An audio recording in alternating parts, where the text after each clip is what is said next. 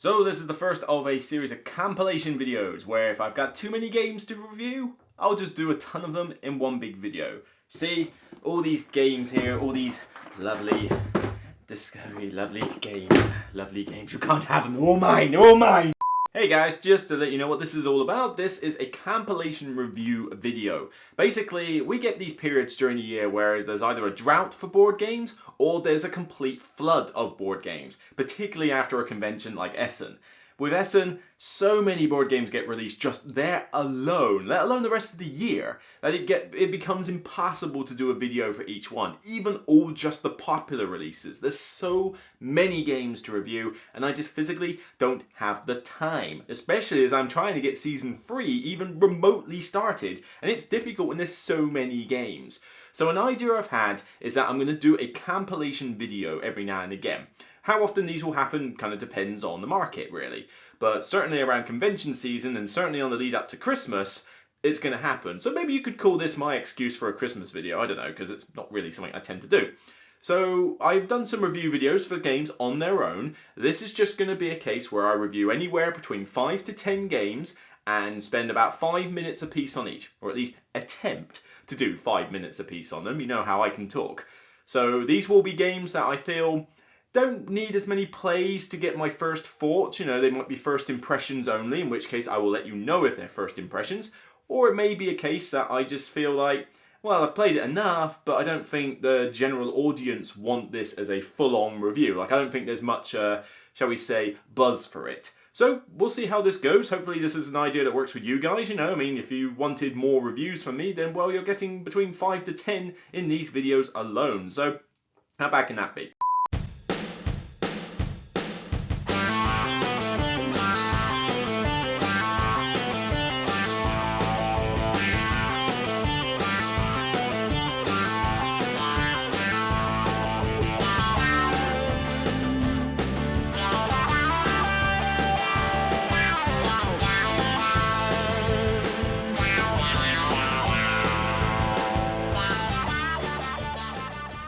Hi everyone, welcome to the Broken Meeple compilation video. Hopefully the intro explained it all.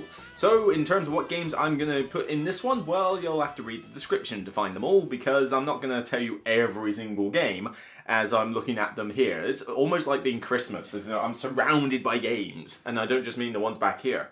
So, you know, I'm just going to go through each one in turn, brief overview, some rudimentary thoughts, and try and keep it to roughly about 5 minutes per video. So I'm hoping that this will be about a 40 to 45 minute video, because I'm going to go over 8 games here.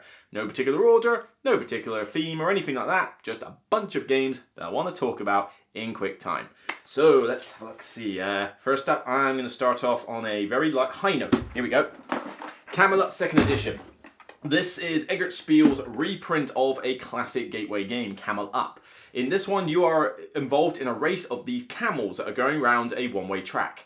And the idea is that you don't own a camel, you're betting on which camel's going to be in the lead in each round, as well as the eventual winner and loser. But these camels act all weird, you know, when they share space, one jumps on top of the other, and then the one on the bottom can carry those camels along, and it's pretty random. You roll a die through this weird pyramid contraption, and you place your cards down to say who you're betting on in secret, and you take tiles from the board to say, right, I reckon blue's going to be in the lead at the end of this round, and you get more money if you do it earlier.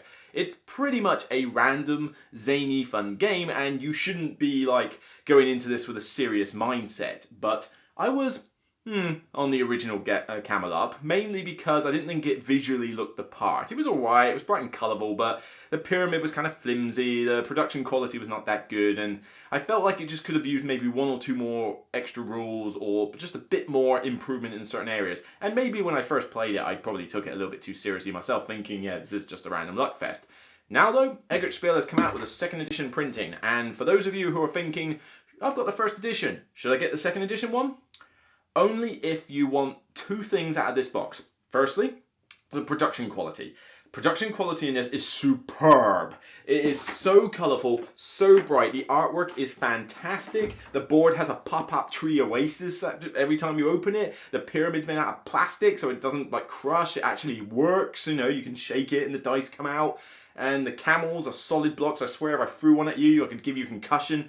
It's like jumped up to 12 in terms of production quality. So if you didn't like the first one or your first edition box is wearing out, grab this. Secondly, this introduces one or two new rules. I'm not 100% familiar with the old system, so I'll just if I'm telling you to suck eggs, you know, then you know just bear with it. But the main things in this is I think you have an extra tile with those betting slips at the end of each round. So there's now 4 instead of 3. There is a partnership rule because this game can go up to 8 players. I'm not aware that the base set could do 8 players. And the way it works is you have a partnership card where, as an action, you can say, right, I'm going to go into partnership with you, and each of you is allowed to share one betting tile that you've used in the round. It's designed for 6 or more players in case you get a point where somebody, just because they're out of turn order, can't get the betting tile they really want. Very simple. It's an auto-include. You know, it's not even a variant. It's an auto. You must do this with 6 or more players.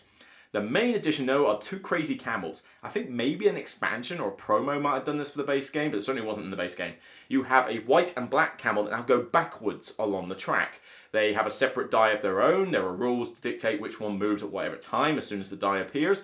And the idea is that these are disqualified camels and they can end the game as well, although I've never seen that happen. But the idea is that whilst they're going backwards, camels can go on top of them and they can carry them backwards. So it just adds more zany random fun to the game.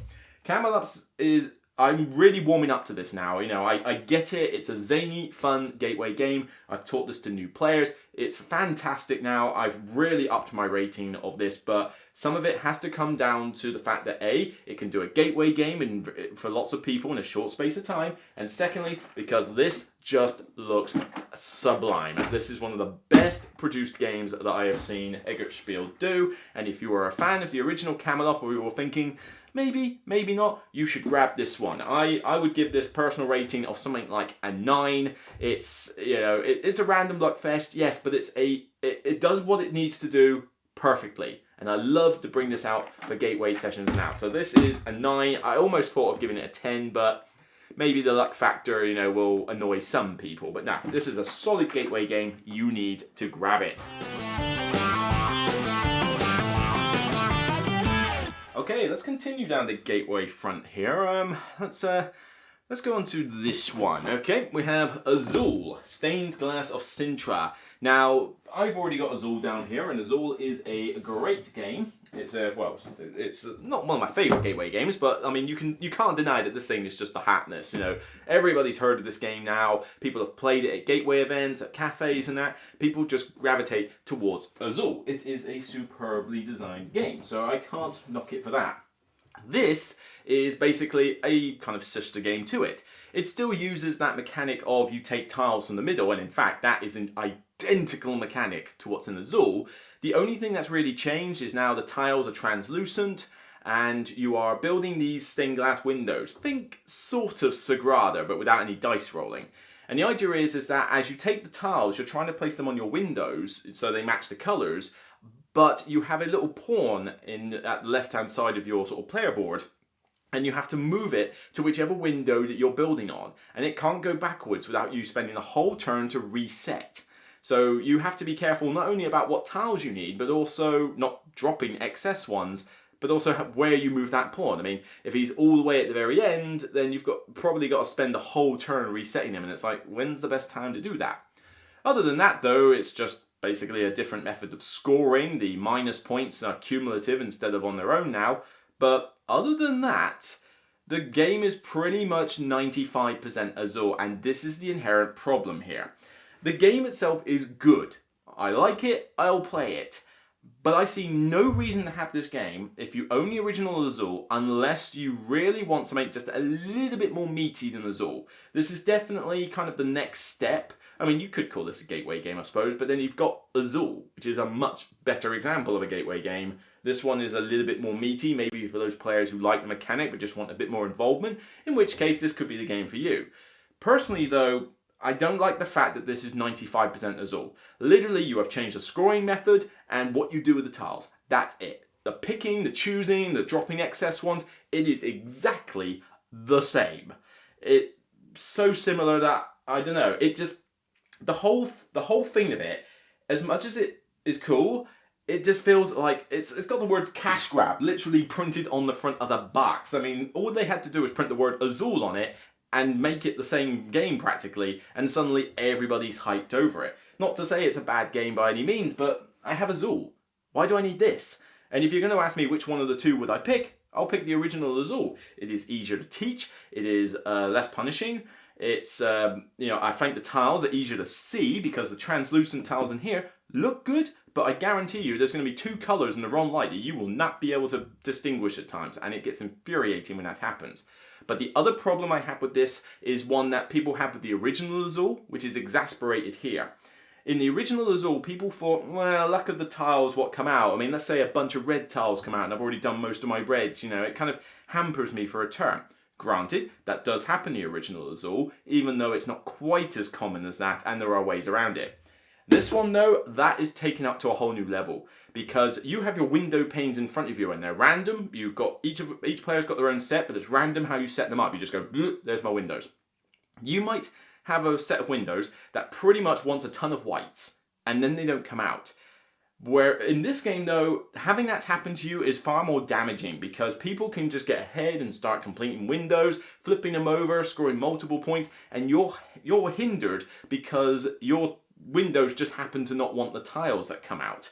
And yes, this was in the original Azul, but I feel the problem is made worse here because of the whole thing of I've got to move this pawn and I've only got whatever the windows in front of me say. I don't have the means to say, okay, well, I'm just going to put this colour on this window because it's blank or something. There's like two wild symbols and that's about it. So that, if there was a problem for you in the original Azul, it's going to be the same here. But like I say, game is fine.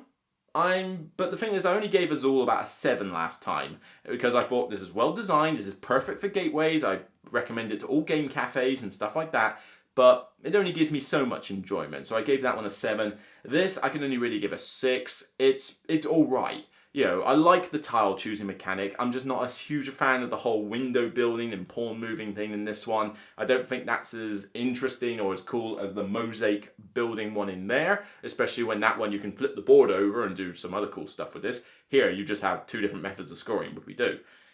But I'm a little bit annoyed that this is just a 95% cash grab. Literally just that. And as much as I want innovation in my games, I want to see new stuff, I want to see new ideas being formed, this feels like it was literally, oh, while we were designing the Azul, we just happened to have this one other way we could do it, and, well, now we get to print it. Yeah. Not the way I want to see games being developed. Like I said, I'm not saying that's exactly what happened, don't quote me on that, but like I say, it's just got cash grab written all over it, so you'll enjoy it. If you like Azul, you'll enjoy it, but for me, 6. That's about as far as I can give this one.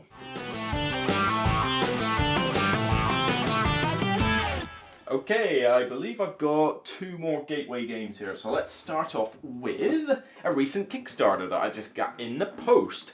Dice Hospital. Yeah, people have been waiting for this one a while, whilst Alley Cat Games have been, giving this one a go since, I think UK Games Expo and even before that. And it's had a lot of buzz, it's had a lot of hype, and I played it during its production. So it wasn't just since I got the Kickstarter, I've played it before, the times. Dice Hospital is a dice manipulation game where you're all taking charge of your own hospital and you're trying to cure patients. They come in on these ambulances. I've got the deluxe version which has these funky 3D ones, but they're just tiles normally. And with these dice, they're in 3 different colours, and the pips regard their lifespan or life expectancy. So the lower they are to 1, the more critically ill they are or critically injured they are, and they're close to dying. Whereas if you can get it to 5 and 6, they're mostly nearly healthy. And what you do is that you have these nurse little meeples, and you have different rooms in your hospital, and you're basically using your workers in such a way that you're manipulating the dice. The wards might say 2 dice with values of 1 or 2 go up by 1 value. You put the nurse there, and those 2 dice go up by 1 value. And the idea is that you're trying to raise the value of as many dice as you can so that in a single round you can cure as many people as you can. More on that bit a little bit later. But And, as you go through each round, you'll be able to acquire more specialists, which give you more meeples and some special bonuses, and more wards to improve your hospital so you can have more efficient actions available. But other than that, it's mainly a case that you will draft an ambulance full of dice based on their value. This will dictate the turn order for choosing specialists and wards. You'll simultaneously do all your various meeple to there, activate this ward, flip these dice or whatever. And there's a little bit of admin for if you neglect to treat someone in a round, they start ticking down towards 0. You don't want anybody to become a fatality because negative points. But as I say, it looks the part, very pretty on the board. You've got all sorts of different coloured dice, and the puzzle of manipulating all the dice is a really good and engaging one. The rules are pretty straightforward. I mean, I could consider this to be a gateway game, maybe next step, but certainly it's not too difficult. You've got dice, don't let them tick down, use the things. The graphic design's pretty straightforward. The rules are pretty comprehensive as to what everything does, and you can opt to not use a few things like player abilities and stuff like that if you want to make the game easier. There are one or two things I have. As much as this is a cool gateway game, and I do like it, I do like playing it, it's something I will keep and recommend, there's a couple of gripes. One, the scoring system, where you score based on how many people you can cure in the same round. I don't get thematically how that's supposed to work. I don't remember hospitals out there being rewarded more for curing all at the same time. Surely you just want to cure dice as fast as you can. Why do I get more points for curing 7 people in a round as opposed to, I do 7 in one round and then maybe 1 for the next 5 rounds?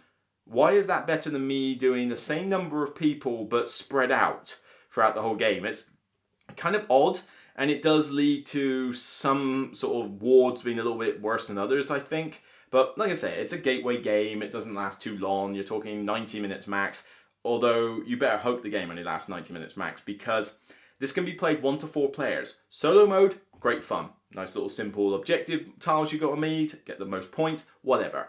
2-player, very good, back and forth, really quick. You're deciding whether to draft a particular ambulance to thwart your opponent, that kind of thing. The problem is that the player interaction in this is next to nil. You draft the ambulances and somebody might take your specialist or ward. That is literally it. You have no other means of player interaction in this game, which means that putting 3 or 4 players in this game is entirely pointless. Exactly. All it does is adds time, and when you have 4 players, even with the simultaneous rule, because you're going to have to teach 1 or 2 rounds one at a time so that people get the hang of it, but then even if everybody knew what they were doing and you did the round simultaneous with the activations, you're still looking at a good 90 minutes for a 4-player game by the time you get through those 8 rounds, and that's almost overstretching it. 90 minutes is okay, but I think for what is pretty light puzzle game of dice manipulation, I'd rather the game took no more than an hour. And with 2 players, it won't. By yourself, it won't. 3 and 4 players, though, kind of depends. And if you've got anybody who's AP and takes a while to do their activation, you're just going to be sat there waiting because there's no forced timer.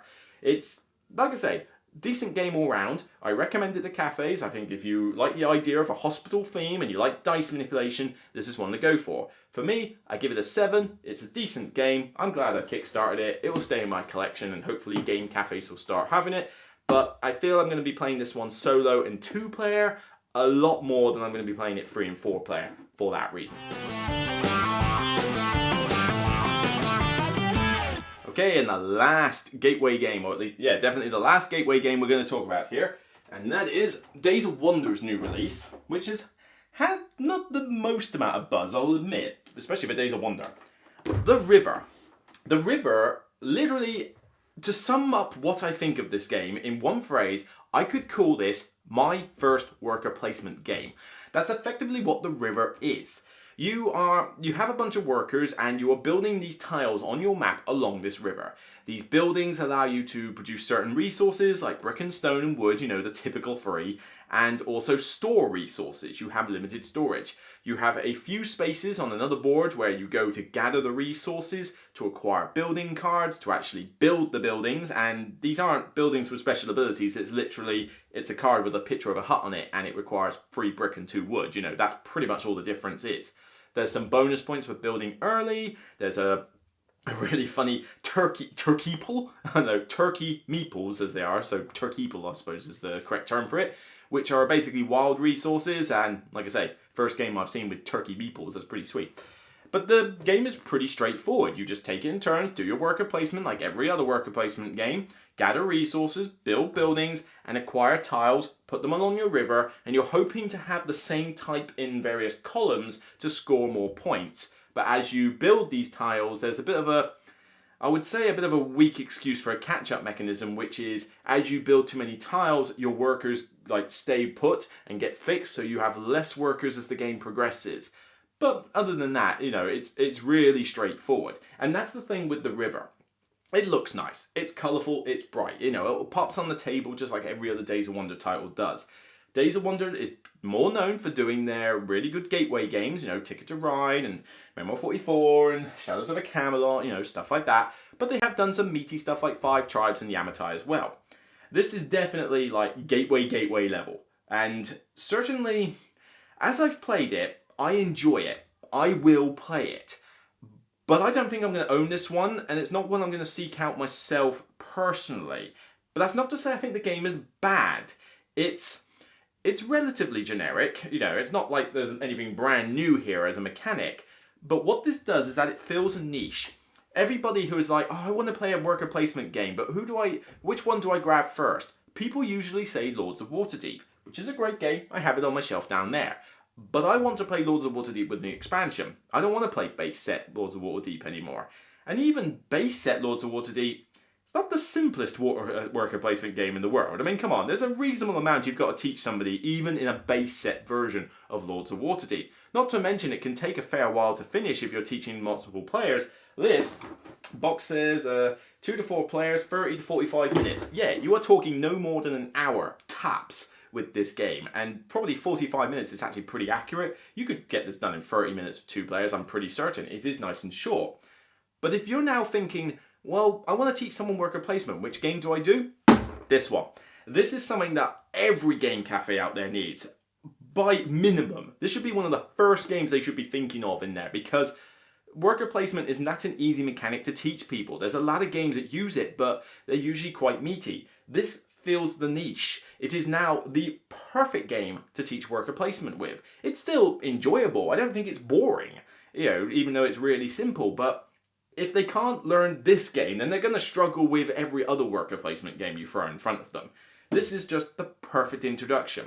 Colourful, easy, still has some like different paths you can take. You know, do you want lots of storage for the resources? You're going to focus on one in particular? You're going to build buildings, or are you going to worry more about the column split, or are you just going to try and build it as fast as you can to end the game? Whatever. There's a few different paths, but nothing brain burning. You know, decisions should be pretty quick. You know, the game is quick, but it's a worker placement game you can do in less than an hour. Where do you find many other worker placement games that do that? So yeah, I still give this one about a 7 personally. It's enjoyable. I will play it. If somebody wants to learn worker placement, I am happy to pull out this game, get it out, and join in with them. And I hope that by the end they understand the concept of worker placement, so that you can then throw Lords of Waterdeep, Raiders of the North Sea, Stone Age, you know, and all these other relatively simple worker placement games. So I give props. It fills a niche. But yeah, gamers probably aren't going to go mad for this one. So like I say, bear in mind what this game is before you start going nuts over it just because it's Days of Wonder. So gets a 7 for me, and I highly recommend it. Like, is there a seal of approval for Broken Meeple? There isn't yet, unfortunately, but definitely every game cafe needs this.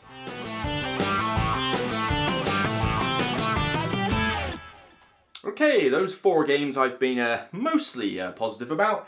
Let's get to something on this list where, well, the one game on this list I'm not particularly fond of. Here we go. Yeah, Discover Lands Unknown. Talk about a big disappointment here. I was psyched to think, ooh, that unique game system in Keyforge. Yeah, this will be great with Discover as well. Like, so the game's unique. I've got 2 different terrains that, you know, people might not necessarily have. Different cards to explore, and it's a survival game. I can play solo. Oh, yeah. And I have only played the solo, okay? So, you know, all these games I have played enough to do full reviews on. I'll let you know. I think there's only one game I've got to do first impressions on this list. But this one, I've played through the scenarios, 1 to 4. I haven't done the weird PvP one at the end. And it's just generic. Purely generic. You basically move your guy on the map. You spend a certain amount of stamina points in order to do various actions, and you're trying to survive. Get food, get water, find shelter, build fires, explore landmarks, fight off animals, fight off monsters, whatever. And you're trying to go and we're trying to actually find out what the end of the scenario is, because you don't necessarily know when you start. There's basically a little narrative story that you're playing through, although I say story in as looser terms because I think this kind of story is about as generic as you would get on something out of CBBC or something, or like a Nickelodeon or whatever. This is like a really generic storyline, and you can see it coming a mile away. At least I did in this Cappy. You start finding these little things and it's like, oh, is this what this is going to be? And lo and behold it is. It's like, where's the surprise? I would actually go as far to say that this has a worse storyline in it than Charterstone. That's impressive. Charterstone had a pretty poor storyline. This is even less entertaining than that. So what's the good thing about it? Well, it being unique means that you will see stuff that you won't see in someone else's Cappy. Okay, that's all well and good. The survival aspect is done pretty well. You do feel like you're kind of on the edge, trying to find the water and the meat, and the animal's chasing me. I've got to get back to my fire, or do I go out at night and stay out, in which case there's a bit too much. And I will say it's very streamlined. The rulebook's done very well in this, and aside from a little bit of looking up for rules, I pretty much managed to get straight into this game. Just set it up, which does take a while to set it up for your first time, I will warn you, sorting out all the cards and stuff. But it's quick to get into, and the actions are streamlined. You just spend your stamina. Stamina costs are usually 1 for everything you do, unless otherwise stated. The scenario sheets tell you anything else you need to know, and you just get stuck in and try to survive. So, it is nice and easy to play. But it's got player elimination. Horrible idea. Player elimination in the game that lasts 60 to 90 minutes, that's just wrong. Absolutely wrong. Bad Discover. And the story, as I said, is pretty generic, and once you've played through the scenario, you know the story. So where's the replay value? The replay value is purely just to go through that survival aspect. But you know the story, it's generic, it doesn't change every game. So where's anything new? The PvP mode, have not tried it, it's only scenario 5, but again, why would I want to do that, especially if it's player elimination? And I have heard instances where, I don't think I had it in this one, oh no, I did have it, yeah, there was one boss battle. But you got boss battles where you can help each other beat the combat, but then everybody has to win the combat in order to get through, and once you've won it, you're out of the game. So why am I helping the first person get through? It's like, what? Makes no sense. There's some strange design decisions in this, and I feel that the idea of it being unique hurts the game. It makes it feel just incomplete. So yeah, Discover just really didn't work. I mean, player elimination, don't want that. The boring, easy to predict story. Component quality is only so-so as well. It just, like I say, I expected more from this publisher, this designer, and even this concept. This, at most, gets a 5 from me. It's okay, but there's so much better. It could even be a 4. It just really didn't hit the mark. Very disappointed with Discover Lands Unknown. Okay, all you Uwe Rosenberg fans. Yep, it's this one. I've been wanting to review this for a while. Reykholt. I think it's called that. Reykholt or Reykholt. I don't know what the difference is. I'm just going to say him how I feel, and feel free to correct it. But Reykholt is a new Uwe Rosenberg game, very much in his usual theme. You don't have to feed your people, funny enough. I mean, God, that makes a change. But you still have to grow vegetables, harvest vegetables, and use them in some way or another to get victory points. Except you don't in this one. Aha, got you. Yeah, there's no victory points in this. What you are doing is you are trying to feed the tourists, and there's a track around the outside of a board where they have requirements for what food they need. You're growing the vegetables in these greenhouses and then harvesting them out of there in order to feed the tourists and move this little pawn across the tables. And the idea is that once the 7 or 8 rounds are finished, winner is whoever got the furthest. That's it. It's a race game. No victory points. You just basically see who got the furthest. And there's a couple of tiebreaker rules. So, a bit different from your usual fare. But, like I say, it's nice to have something a little bit different. But it's a worker placement game, so you have a limited number of spaces on the board. They don't really change other than player scaling. You go and cut the greenhouses, you plant vegetables in each, where only one vegetable can be in each greenhouse. There's greenhouses of different size. You will harvest the vegetables out at every number of times, and you can do other various things on the spaces. But the interesting little quirk with this, I mean, for starters, it's a fairly light worker placement game. Nothing too taxing here. I wouldn't say gateway level at all, but you should be able to understand this one pretty easily if you played any other worker placement game or even just any other Uwe Rosenberg title. The game itself is 1 to 4 players and takes, it says on the box, 30 to 60 minutes. I don't know what time zone these guys live in or what interdimensional trickery they use to pull that off, but this will not take you 30 to 60 minutes. No. I mean, 60 to 90 is more reasonable.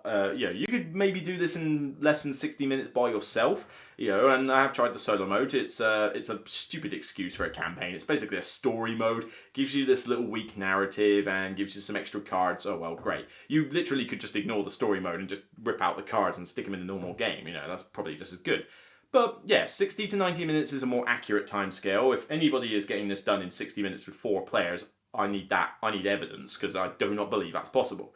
But it's well produced. It's Renegade Game Studios, so you've got little carts for the various vegetables, you've got wooden resource tokens, and you've got these cards. You use 5 in every game, and you pick a set, and you pick 5 out of that set, and these allow you to get some bonus or some special ability. But you can share them as well. There's an action space where you share the ability with your neighbour, a bit like a Seven Wonders style thing. And if you share it, then both of you get that ability. That's really cool and I like it, but there's also a problem with that. You only use 5 out of a set of something like 7 or 8, and there's about 5 or 6 sets in this game.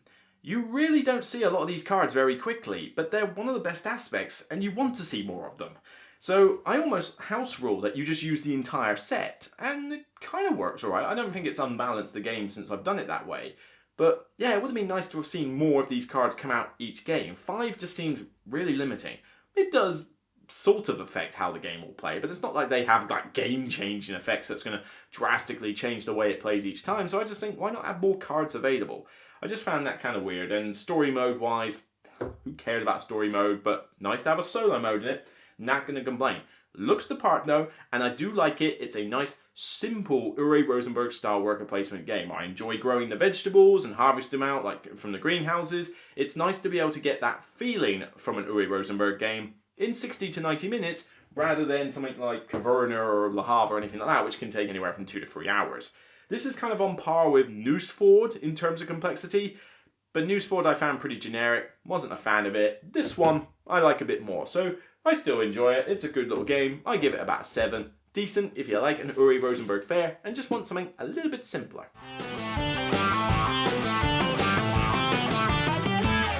Okay, 2 more. Let's start with the last one, which I can do. Let's see. Yes, we're going to do this one. Passing Through Petra. Now, this game I knew nothing about when I first saw it.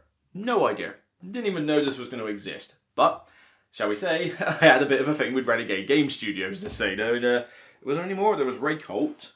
And I know I've done more Renegade Game Studio stuff. Oh yeah, Architects of the West Kingdom. Check out the review of that. This is Passing Through Petra, and it's an interesting Euro tile pushing game or manipulation. You have a player board, and you are moving these tiles along a row at the bottom of your player board, and then moving them to the top as like permanent settlers. And basically, what you're doing is that you're trading. You're letting the traders trade with each other effectively.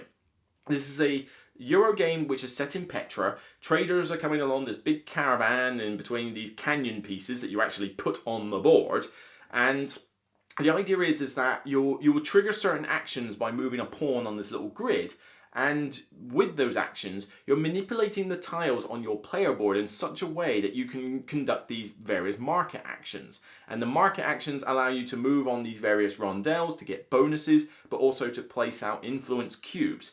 And there's no victory points in this game either. This one you just have to get all 9 of your cubes out first, and that's it. As well as grabbing tiles from the end of a plaza or from the canyon itself and manipulating your board, you can also grab these villager cards that give you special bonuses or one-off cool gimmicks, now and again. It's a pretty straightforward game actually. I was expecting it to be a bit heavier, but no, this is something you can get wrapped up in about an hour to an hour and a half pretty easily, and that's a good length for the game for me. And production-wise, it's okay. The artwork is good. I like the artwork on the tiles. There's a good amount of detail on there. And I like the villager card artwork. The board looks pretty basic. It's kind of like a generic sandy board, you know, with a few buildings put everywhere. And the rondels are okay, they're clear, you can see what's what. But the canyon pieces they look cool, but they're fiddly as all get out. You actually might need to kind of force them into the board in the little clips in order to get them to sit properly. And obviously, when you're taking tiles out of the end of the plaza, you have to move this giant row of trader tiles through the canyon to fill it up. And that gets a little bit fiddly and annoying at times. Even though it does look the part, you've got a little Petra standee at the end, and you've got the canyon pieces, so it does look nice on the table. But yeah, for Renegade Game Studios, I was kind of expecting maybe a little bit extra in the artwork and production quality, but it's still decent, if a little fiddly. I enjoyed this one. The tile pushing is actually good fun. It's simple, the actions are quick, turns are quick because you don't have to do much on your turn apart from the market action, and even that doesn't take very long because you've already planned it out. But it's quite cool that you're thinking, let's see, I can get these red tiles here. They trade with the purple ones, but I haven't got enough purple ones on top. Sorry, that would be my phone. Very professional. But yeah, red purple tiles, you know, they can trade with each other. It's like, oh, well, if I move them up there, I can do this. But then they go away, and then once I need them blues after that. Well, I could grab them from the canyon. Oh, they've just come into the plaza. Great, I'll grab those. And you're restricting on your location actions by where you are on that little grid. Because if you're right at the edge of the grid, you can't do that specific location action. So that's a really neat little trick as well, and I don't see that in a lot of games. But it's fairly straightforward, doesn't take a lot to get through, and it's an interesting little Euro. I liked it a lot better than I thought. One gripe, rulebook. Rulebook is generally alright. However, there is one or two rules in the game. I suppose maybe one rule. One of them was easy enough to understand on second reading. But there's one critical rule in this game about how you place influence cubes on the rondel as you go past.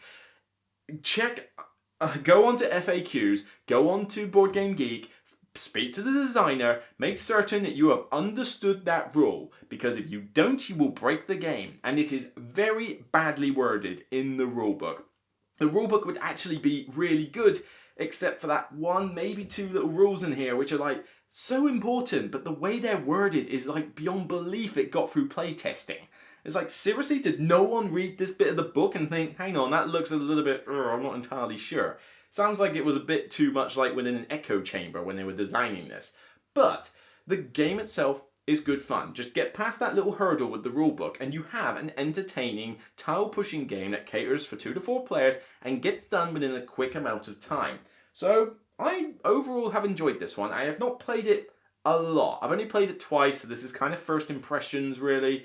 But I would say that this deserves at least a 7, possibly an 8. I do enjoy that tile pushing mechanic. It's just a nice little puzzle and not too difficult, and you've got different paths to victory.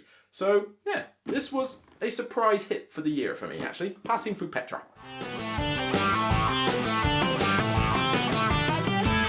And okay, the last one, and it's a biggie. This is one that I have been wanting to play a lot, and finally I have. Western Legends. Yes, this was a big hit on, I think it was Kickstarter where it came out, and everybody was gunning for it, and yeah, no pun intended, but I annoyingly didn't back it, and I wish I had. This is basically a sandbox Euro-esque, Euro/America, it's kind of a hybrid really, Western themed game, and you take control of a famous cowboy or cowgirl from, you know, the lore, and you basically go around this map and do what you like really.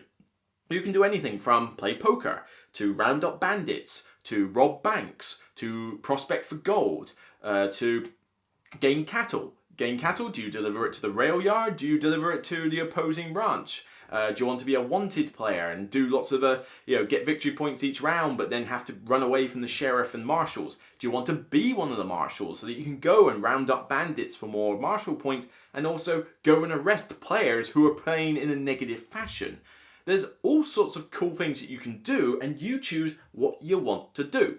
You grab items, you gain money, you grab items, you get weapons, you upgrade them, you can get mounts, you can get provisions, hats, that sort of thing, and it's not that complex a game. There is a little bit of like rules checking that you have to do to begin with, but I expected this to be a lot more complicated than it was, and it actually wasn't. Mainly you just have to make certain that you get how the fights work, and how the cards work. If you can get those into your head, then you're pretty much on the way with this. There's a couple of variants you can play for an easier first game and stuff like that. Maybe if you want to take it really easy, you should use those, but I jumped straight in with everything and we managed fine with a free player game. I think it was free players, yeah, free player, we did just fine. But I was wondering whether I would like this or not because of the Western theme. I'm not a huge Western buff or fan, but this was really enjoyable. It's not the best game ever, I will say. There are some gripes with it, like I say, the rulebook's not perfect, and certain being wanted is hard to pull off. You can easily be a marshal because you can just be nice and go and kill bandits and that. If you want to be wanted, you've got to make certain you outrun that sheriff and other marshal players a lot. But it is doable, and it's certainly quite a lot of fun to do. First game I played this, I was a proper marshal, and I went around killing off bandits as well as killing off the occasional player who decided he was going to rob banks. But it was a good bit of laugh. Now, you have to go into this with a kind of roleplay aspect. This is one that encourages roleplay. Play some Western music on in the background, do voices, really get into your character and deciding what you're going to do in this game. The card mechanic in this is really fun as well. I love the way that all the cards are poker cards. And you can either play poker with them, go to the saloon, play poker, there's the flop, here's your 2 cards to add, try and make a poker hand, get some money. But I like how the highest value of the poker card is what dictates the outcome of a fight. And the poker cards all have special abilities on them. Like one can be a cheat card in poker, one counts as a goal for prospecting, one gives you a bonus in combat. And there's little subtle varieties like this. There's story cards that you've got to complete every now and again, and whoever contributes to the story arc by fulfilling a condition, turn it over, bandit spawn, you read a bit of narrative. It's just a wonderfully thematic Western themed game, and it can go on a bit long. You're talking a good 2 hours a game, and what's it say on the box? I count for 2 to 6 players, 90 to 120 minutes. I'm not certain I would want to play this with 5 or 6 players. I think that would just be way too long. But 2 to 4 players, it's worked pretty well, even though with less players you have less stuff going on the board. I find that 3 and 4 is a good sweet spot with this game. 2 is maybe a bit too little, and 5 and 6, unless you all know what you're doing, can be a bit long. But I find 3 to 4 players, about 2 hours with this, makes for just a wonderful sandbox Euro, I don't know if it's a Euro or Ameritrash really. I mean, you're not really using dice, you're using cards. So I'd say Euro more. You don't roll dice, but there's an element of luck, obviously, with what cards you draw and what cards the opposing NPCs do. So I suppose I'd call it more of a hybrid, I suppose. But if you're a fan of Westerns and you want a sandbox experience, this is definitely one to look at. I've enjoyed my plays of it so far. Not had that many plays though, so maybe you could call this a first impressions. But so far, I'm glad I got it. I wish I had the expansions. I wish I backed it when it first came out on Kickstarter, you moron. But, this is definitely one that if I see the expansions, I'm grabbing it in an instant because this is one of my highlights for the year. So, like I say, not perfect, has some issues, but all in all, I would still give this at least an 8, possibly a 9. I am really enjoying it, but maybe I've got to be a little bit more critical and think that there are I would like a bit more variety in the items. There is a bit of luck involved. It is quite a long game, so I'd certainly give this a high 8. This is definitely one to have a look at if sandbox games are your thing, and they certainly are for me. There you go. 8 games. 8 games with my thoughts, bit of analysis, and a little rating at the end because, well, I know you all like number ratings. This has been quite a good fun, actually. It's basically like being at Christmas. But this will happen in the future. There'll be times where I'm only going to do so many reviews a week in the new year. I'll get onto that when I finally wrap up being able to start season 3. But the idea is that there are some times where there's just far too many games and I can't afford to hit burnout. I need time for myself. My stress levels are already high enough as it is with work and living alone and doing everything myself and stuff. So I've got to make certain I don't stress myself out too much.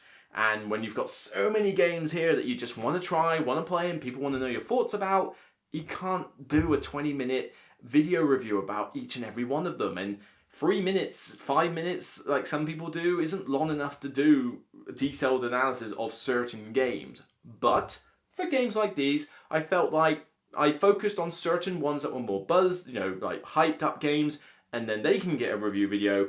These compilations will allow me to sort of basically give games like this a voice, because did you even know this one existed? Well, hopefully you do now. So that's the idea of these videos. They will happen every now and again. It just depends how many games there are to review and how behind schedule I am. I suppose there's a bit of a get out clause. So that's it for me for this first compilation video. I'll see you on the next video, top 10 review, compilation, whatever it seems to be. This one's going to be out, I think, early December time, so there's plenty of more days yet to work your way up for Christmas presents.